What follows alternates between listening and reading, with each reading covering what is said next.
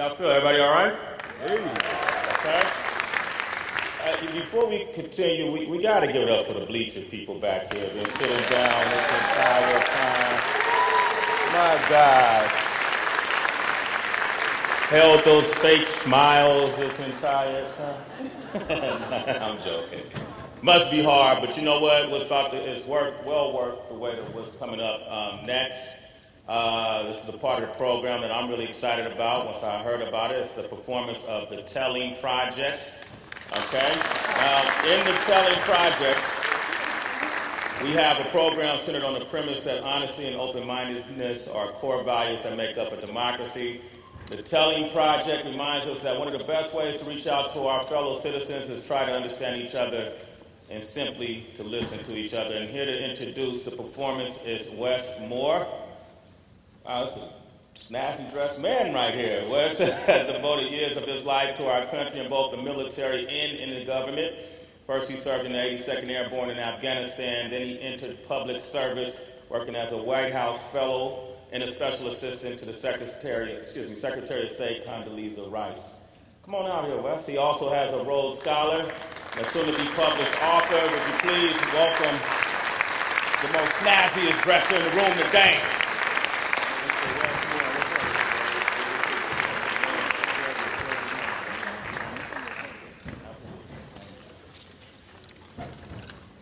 Thank you so much, Sway. I really appreciate it. Thank you. Thank you for your continued commitment to the veterans. Really appreciate it. Thank you. And thank you all for being here today. And it's an honor to be here and to speak to you all today, particularly on Veterans Day, because that title, veteran, I know is not one that comes easily. I spent much of 2005 and 2006 serving in the border region of Afghanistan with the 82nd Airborne Division, with the bravest men and women that I've ever met in my life. And to them, there was never any challenge that was too difficult, never any day that was too long, or never any teammate that was too inconsequential.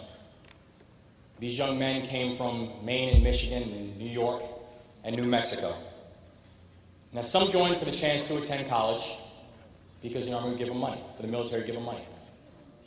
Some joined because they wanted to give something back to the country that welcomed their families generations ago, and in some of their cases, just years ago. Some left great colleges like GW. Some left great colleges like GW because they wanted to embrace the chance to serve and embrace a sense of adventure. And some decided to join the military because the horrors of watching planes being used as bombs, towers falling, and a rural field in Pennsylvania becoming a graveyard of heroes. All, however, served with one goal in mind. And that goal was to protect our nation and protect our fellow servicemen and women. And the entire time that we were over there, we carried an immeasurable love and concern from our fellow countrymates.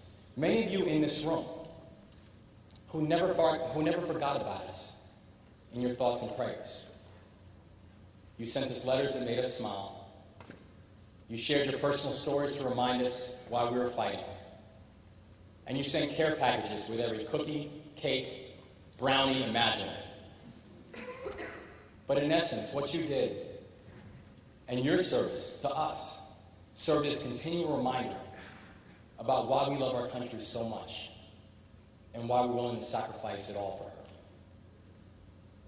So on this Veterans Day, we thank you not only for remembering us and also our fallen brothers and sisters, but we thank you for the service that you do for our country every day that reminds us why this nation is worth fighting for in the first place.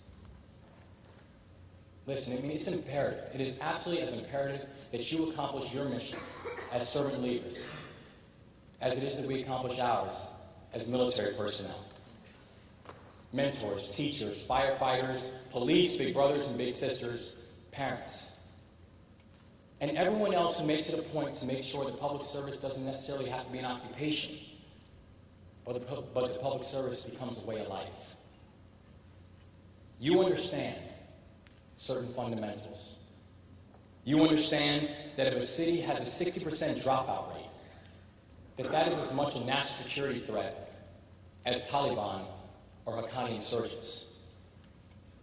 You understand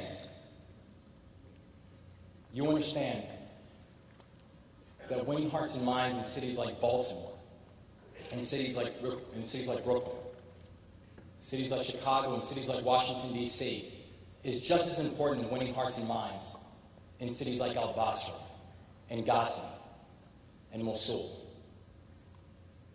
And most importantly, you understand that supporting our troops does not end simply when the deployments end. It's impossible to operate in any type of combat zone and come back the same person.